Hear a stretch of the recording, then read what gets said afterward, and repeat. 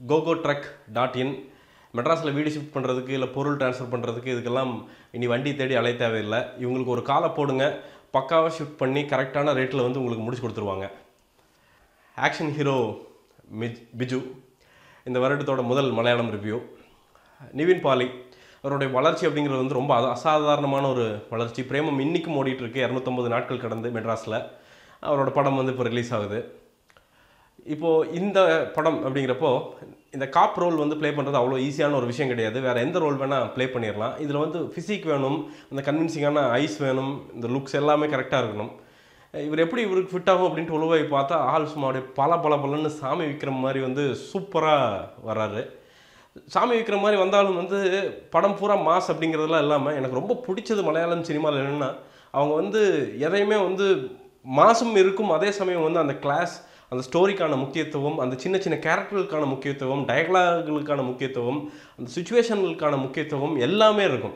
இந்த படத்தில் பார்த்தீங்கன்னா கேரக்டர்ஸ் அப்படிங்கிறப்ப பார்த்தீங்கன்னா ஒரு 100 கேரக்டர் உள்ளே வந்துட்டு போயிடும் அப்படின்னு நான் நினைக்கிறேன். சின்ன சின்ன ஒரு அந்த வாக்கி டாக்கி அவங்க போலீஸோட அந்த எடுத்துக்கிட்டு வந்து தமாஷ் பண்ணுற அந்த கேரக்டர்லேருந்து வந்து பிள்ளை பெற்றுக்க முடியாமல் வந்து அவங்க பொண்டாட்டி கூட இன்னொருத்தங்க கூட வந்து பிள்ளை பெற்றுக்கிட்டு நிற்கிற அந்த கேரக்டர்லேருந்து இப்படி வந்து கேரக்டரில் வந்து நாம் சொல்லிக்கிட்டே போயிடலாம். ஒரு சம்பளம் கொடுக்க முடியாமல் வந்து திமிரா நிற்கிற ஒரு ஃபாரினுக்கு வேலைக்கு அனுப்புகிற கம்பெனிலேருந்து எல்லாமே வந்து ப்ராப்பராக அந்த சின்ன ஒரு நகரத்தில் இருக்கக்கூடிய ஒரு நீ எடுத்துட்டிங்கன்னா ஒரு ஆவரேஜாக இந்த 100 கேரக்டரோட சாயல் தான் மொத்த நகரத்துக்குமே இருக்கும்.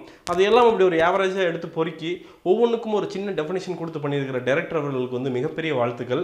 நான் வந்து ரொம்ப ரசித்து பார்த்தேன். அதுவும் ரொம்ப ஃபர்ஸ்ட் ஹாஃப் அப்படிங்கிறது வந்து இந்த தமிழ் சினிமாவில் மாஸ் படத்தையே பார்த்துக்கிட்டு அங்கே போய் பார்க்குறப்போ வந்து ரொம்ப ரெஃப்ரெஷிங்காக கொஞ்சம் டீட்டெயில்டாக இருந்தது வந்து எனக்கு ரொம்ப பிடிச்சிருந்துச்சு.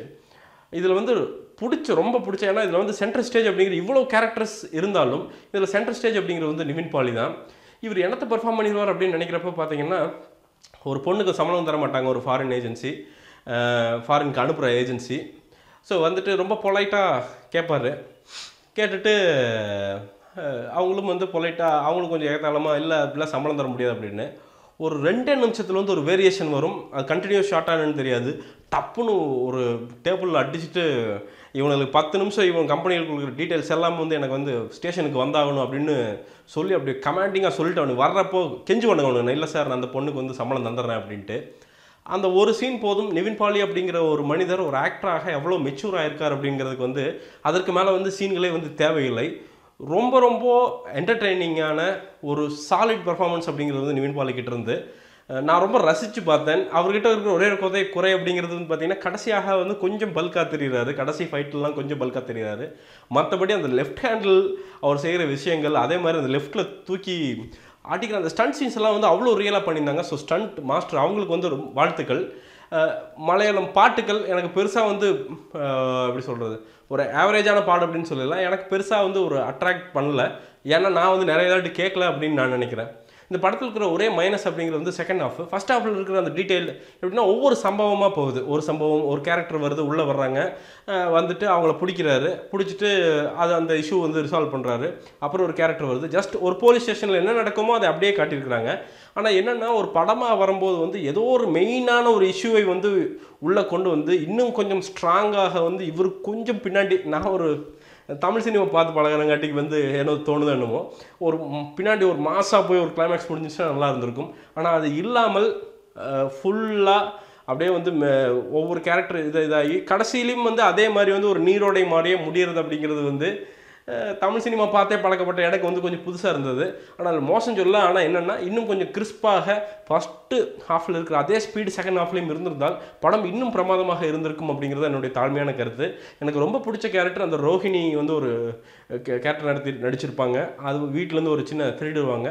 அவங்களோட பொண்ணு பார்த்தீங்கன்னா அவங்க வந்து ஒரு என்சிசியில் வந்து ஒரு பெரிய கேரக்டாக ஹெட்டாக வந்து இருப்பாங்க. அப்போ அந்த பொண்ணு சொல்லுகிற டைலாக்ஸ் எல்லாம் பார்த்தீங்கன்னா ஒவ்வொரு அதே மாதிரி கஞ்சா அப்படிங்கிறது வந்து எப்படி வந்து இளைஞர்களை வந்து கெட்ட பாதையில் அழுத்து செய்கிறது அப்படின்ட்டு எதையுமே ப்ரீச்சியாக இல்லாமல் இருக்கிற ரியலிசத்தை அந்தந்த சீன் பார்க்குறப்போ வந்து அவங்கவுங்க ரிலேட் பண்ணிக்கிற மாதிரி வந்து சொல்லுது அப்படிங்கிறது வந்து கண்டிப்பாக எல்லா ஆடியன்ஸ் தரப்பிலும் வந்து பார்த்துட்டு வெளியே போகும்போது வந்து படம் நல்லா இல்லை அப்படின்னு சொல்லிட்டு போகிறதுக்கான எந்த வாய்ப்புமே இல்லாமல் பண்ணிடுது அப்படிங்கிறதான் வந்து ஒரு மிகப்பெரிய ப்ளஸ்ஸு. அவர் கூட நடிச்சிருக்க அந்த காமெடியன் அவர் வந்து சின்ன சின்ன காமெடிகள் அப்படின்னாலும் வந்து ரொம்ப அழகாக சிரிக்க வைத்துறாரு. நான் வந்து ரொம்ப பிடிச்சி பார்த்த ஒரு படம். எனக்கு இன்னும் என்னென்னா செகண்ட் ஹாஃப் மட்டும் இன்னும் கொஞ்சம் இழுவையாக இல்லாமல் இன்னும் கொஞ்சம் கிறிஸ்பாக இருந்திருந்தால் நல்லா இருந்திருக்கும். மற்றபடி இதில் வந்து பெருசாக குறைகள்லாம் எனக்கு பெருசாக சொல்ல தோணலை. ஒரு ஒன் டைம் ஜாலியாக ஃபேமிலியுடன் போய் உட்காந்து எந்த வல்கேரிட்டியும் இல்லாமல் என்டர்டெயின்மெண்ட்டாக வந்து வர்ற படம் தான் வந்து இந்த ஆக்ஷன் ஹீரோ பிஜு. வாழ்த்துக்கள் நிவின், நல்ல படம். இந்த மாதிரி தரமான படங்களை இன்னும் வரும் காலங்களில் வந்து நீங்கள் தரணும் அப்படிங்கிறது வந்து என்னுடைய தாழ்மையான வேண்டுகோள். இந்த படத்திற்கு என்னுடைய மார்க் அப்படிங்கிறது வந்து நிச்சயமாக 5க்கு 3.5 தருவேன். மீண்டும் ஒரு மலையாள விமர்சனத்துடன் கூடிய உங்களை சந்திக்கிறேன். நன்றி, வணக்கம்.